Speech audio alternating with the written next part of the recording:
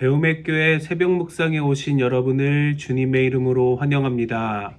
오늘 함께 묵상할 말씀은 출애굽기 1장 1절에서 8절 말씀입니다.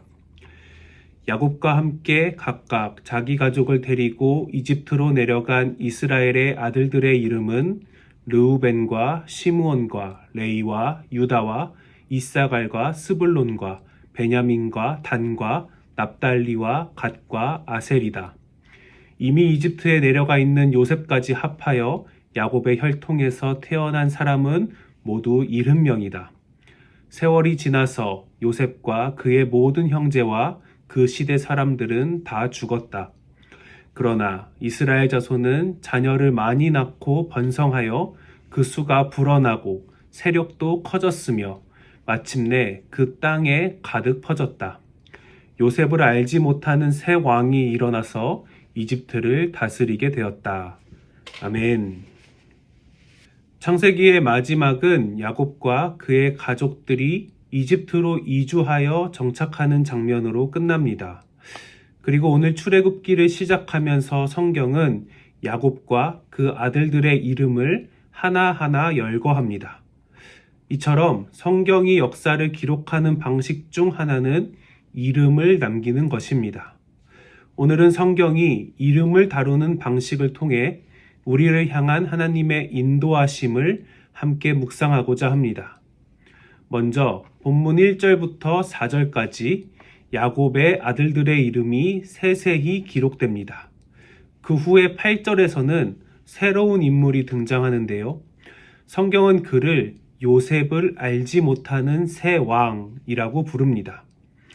당시 이집트는 세계 최강대국이었습니다.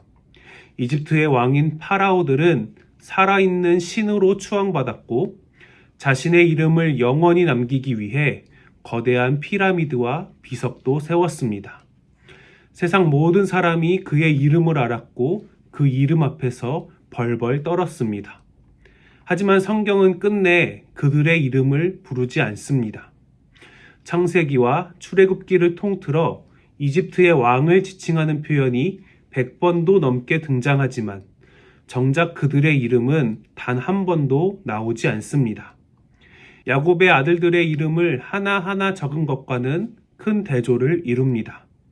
오히려 출애굽기 1장 15절에서는 시브라와 부아라는 히브리 산파들의 이름까지 명확히 기록하고 있습니다.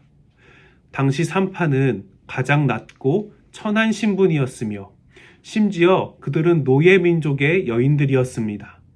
그러나 성경은 이집트 왕의 이름보다 힘없는 산파들의 이름을 역사의 한 페이지에 새겨 넣습니다.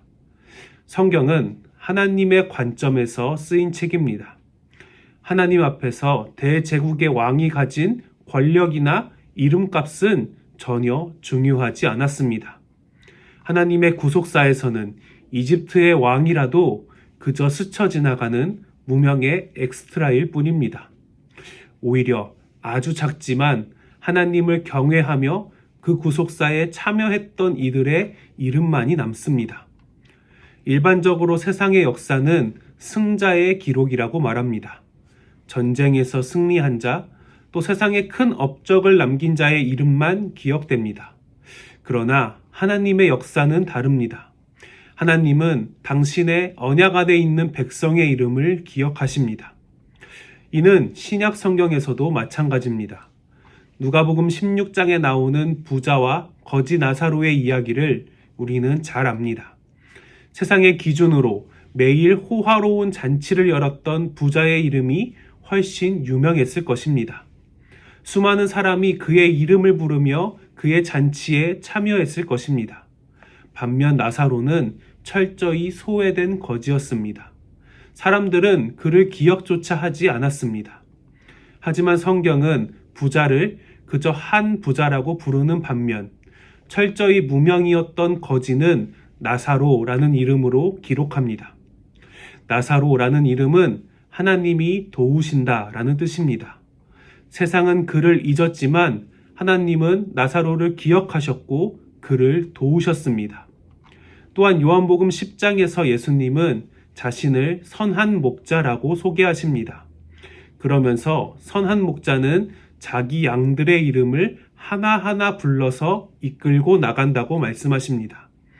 선한 목자이신 예수님은 우리의 이름을 아십니다. 주님은 우리를 수많은 군중 중 하나로 취급하지 않으시고 한 사람 한 사람의 고유한 이름으로 부르시며 기억하십니다.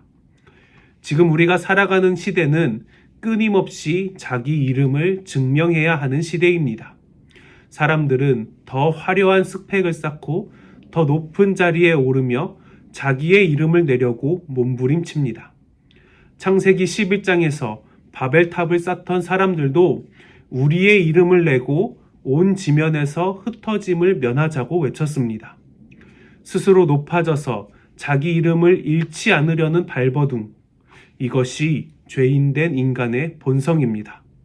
그러나 하나님은 그들이 높이 쌓은 탑 위로 내려오셔서 그 탑을 허무셨습니다. 사실 이름을 내고자 하는 이 강렬한 욕망의 이면에는 깊은 두려움도 존재하는 것 같습니다. 세상이 내 이름을 알아주지 않으면 어쩌나, 이렇게 평범하고 초라하게 잊혀지면 어쩌나 하는 두려움입니다.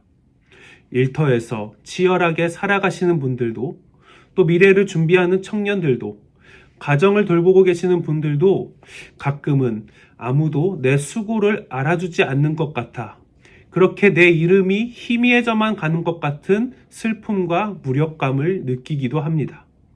그러나 오늘 말씀을 통해 이집트의 왕의 이름이 아닌 야곱의 아들들과 산파들의 이름이 기록되었다는 사실이 우리에게 위로를 줍니다. 우리는 억지로 바벨탑을 쌓으며 세상에 이름을 낼 필요가 없습니다.